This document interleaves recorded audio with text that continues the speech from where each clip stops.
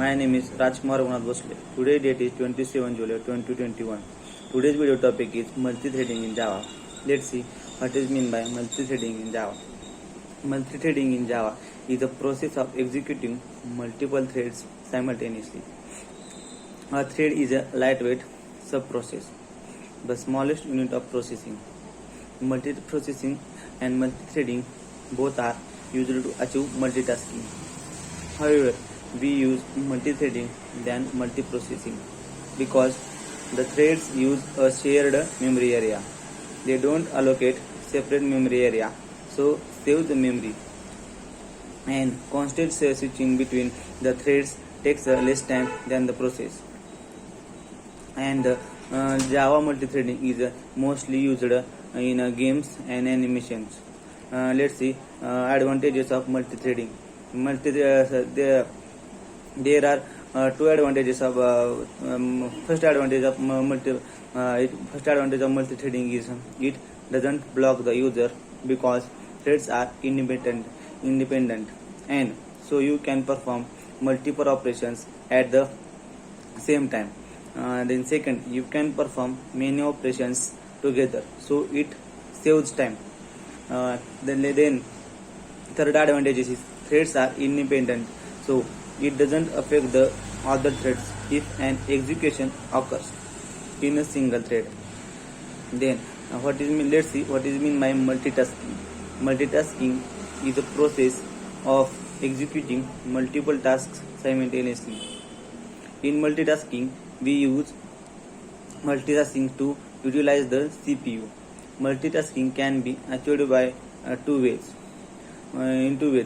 Process-based multitasking is called as multiprocessing, and thread-based multitasking is called as multithreading. Let's see. First, process-based multitasking is called multiprocessing. Each process has an address in memory. In other words, each process allocates a separate memory area. A process is a multitasking. In multiprocessing is a heavyweight process. Cost of communication between the process is high. Switching from one process to another requires some time for saving and loading registers, memory maps, updating list, etc. Thread-based multitasking means multithreading. In multithreading, threads share the same address space. A thread is lightweight and cost of communication between the thread is low. Note: at least one process is required for each thread. What is a thread? Let's see what is a thread in Java. A thread is a lightweight subprocess, the smallest unit of processing. It separates the path of execution. Threads, as we know that threads are independent. If there occurs execution in thread, it doesn't affect other threads. It uses a shared memory area. Then, as we know that thread is executed inside the process, there is a constant switching between the threads. There can be multiple processes inside the operating system, and one process can have multiple threads. In multithreading in Java, Java provides a thread class. Java provides a thread class to achieve thread programming. Thread class provides the constructors and methods to create and perform operations and on a thread. Thread class extends object class and implements runnable interface. Java threads methods. Let's see some methods of multithreading. First method is a start method. With return type file. It is used to start the execution of thread. The next method is a run method. It is used to do an action for a thread. Next method is a sleep method. In sleep method, it sleeps a thread for the specified amount of the time. Then current thread. It returns reference to the currently executing thread of the object. Then the next method of multithreading is a join method. It waits for a thread to die. Next method is a get priority. In get priority, it returns the priority of the thread. Then set priority. It changes the priority of the thread. Then next is a get name. It returns the name of the thread. Next method is a set name. It changes the name of the thread. Next method is get id.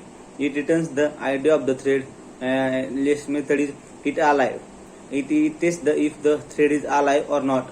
Next important method is the yield method. It causes the currently executing thread of object to pause and allow other threads to execute temporarily.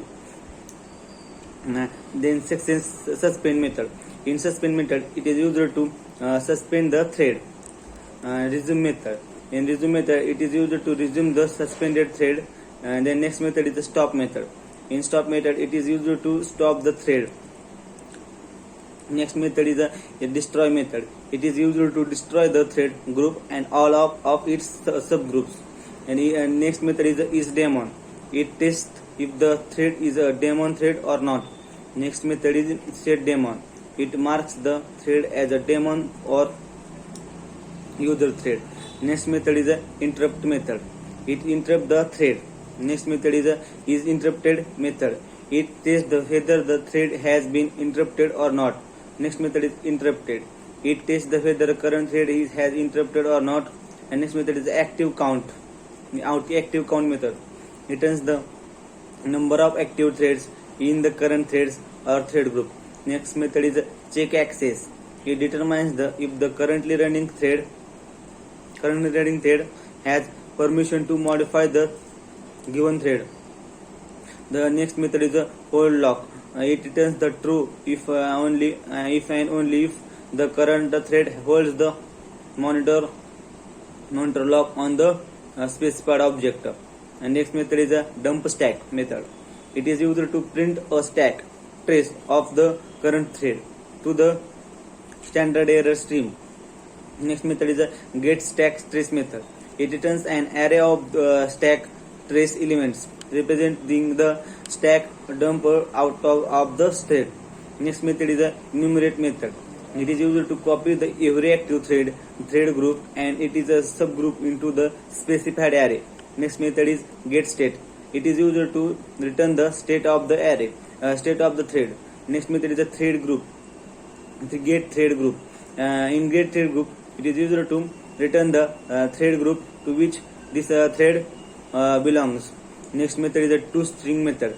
It is used to return the string representation of this thread, including the thread name and priority and thread group. Next method is a notify method. In it is used to give the notification for only one thread which is waiting for a particular object. Next method is a notify all method. It is used to give the notification to the all waiting threads of the particular object. Next method is a set context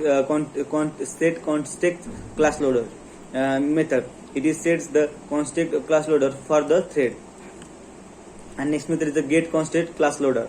It returns the context class loader for the thread. And next method is the get default uncaught exception handler method. It returns the default handler invoked when a thread abruptly terminates due to an uncaught exception. Next method is the set default uncaught exception handler method. It is sets the default handle invoked when a thread abruptly terminates due to an uncaught exception. Next, these are some methods of the multithreading, and let's see some important points about multithreading in Java. Multithreading is used to utilize the maximum time of CPU. In multithreading, we can execute the two or more parts of the program simultaneously. Each part of the program can run separately by single or multiple threads. The second point is a thread is a lightweight subprocess that can separately from the other threads. The multiple threads can share the common memory space. The CPU divides the time for all threads. and switch from the one thread to another thread for a while. Thank you.